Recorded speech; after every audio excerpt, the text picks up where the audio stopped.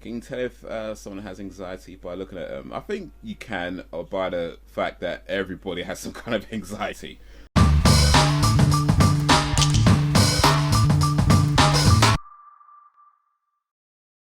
Right, everybody has some kind of anxiety about something. Now, if you're talking about sort of serious anxieties, then not necessarily. I mean, I think depending on the situation and depending on how well you might know the person, you might be able to tell certain things by like the way they are. But just like you know, a random person that you look at, like that person has, yeah, you probably couldn't tell in that case. Probably not. And I don't know. Maybe unless you're just like really good at that sort of thing, maybe. But I think your average person you couldn't tell. But I don't know. I ain't no damn scientist, so maybe there is a way. But yeah, I think everybody has some kind of anxiety about something. It would just have it in different levels. You know, some people it's I think well I guess most people it's probably like not that deep. It's maybe just a little bit anxious about certain things, maybe worried about something that might happen or could happen. Um, but there are other people it's a bit more serious where you just feel like you can't move, you feel like you can't do anything, you can't speak, you know what to do but you can't do it, and you have all these thoughts rushing through your head, and it's just very paralyzing, so it just varies for different people. It's anxiety and panic attacks, which at times gets me down, but I do try to manage. You gotta keep trying, man. Gotta keep trying. Big up, Alan. I used to mask it. When it got more serious, people noticed. I think one of the things is that I think a lot of us we do try to mask our issues and mask our problems, and try to pretend to the world that everything's fine, and yeah, there gets a point where it just gets too difficult to pretend, and you gotta be like, you know what? Allow people to help you.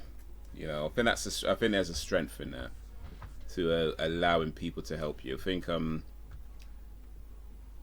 I mean, I think for a lot of, I mean, maybe it's the same for women. I don't know, but I think for a lot of guys, we kind of grow up with this idea that seeking help or asking for help is a sign of weakness, and men can't be weak, that kind of thing. But I think the truth is, asking for help is actually a sign of strength. Being able to say to yourself, actually, I need assistance with something, I need help with something. That's actually a sign of strength rather than a sign of weakness. So yeah, admitting that you need help is a big thing. Man, woman, or child. It's like we say this to kids all the time, actually, when we say, like, if you don't know something in class, put your hand up. We say it to kids all the time. If you don't know something, put your hand up. But then something happens when we get into adult years where we stop putting our hand up to say that we need help with things, right? Something stops, and it gets harder and harder to just put your hand up and say, I need help. You know what I mean? And I don't know what exactly. Maybe it's society, maybe it's the way we're raised, maybe it's a combination of different things. But somewhere along the lines, what we tell kids to do is the thing that we're not doing ourselves. So yeah, to be able to just say, you know what, I need help. It's a big thing. It's a big thing. I'm crying public transports. I had panic attacks sometimes. I would even be sick. Big up, Sam. You got through it. For all those going through it, gotten through it, or about to go through it. Oof.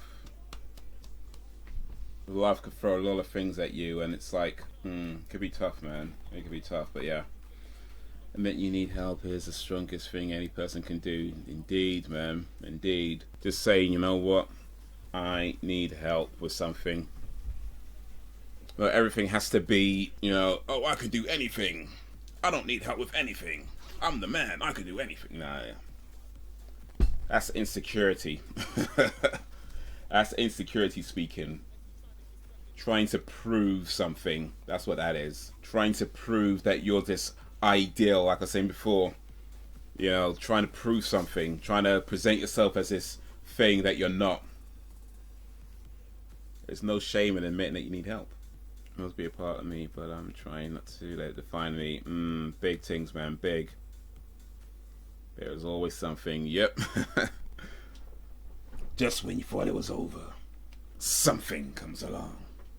But yeah, I think that's an important thing to say, Sam, actually, about always being part of you. Because I think, like, sometimes we talk about these things, we talk about it in a way of like, curing it or getting over it and that kind of thing. But I think the reality is that there's certain things that we have to accept that you don't necessarily get rid of. They don't go away, but you learn how to deal with it. It's like, for example, people who are alcoholics.